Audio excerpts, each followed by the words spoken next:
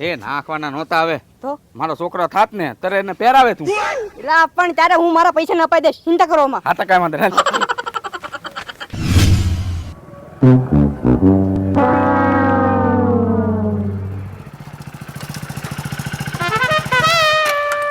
Gokulbhai phone કરી દો.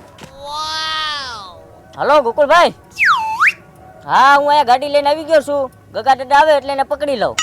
હા તમે આવો એટલે હું પેટ્રોલના બાને હું હુયો જઈશ. એ હા ગગા દાદા આવે ને એટલે પકડી લઉં. ગગા દાદા ઉભા ઉભા.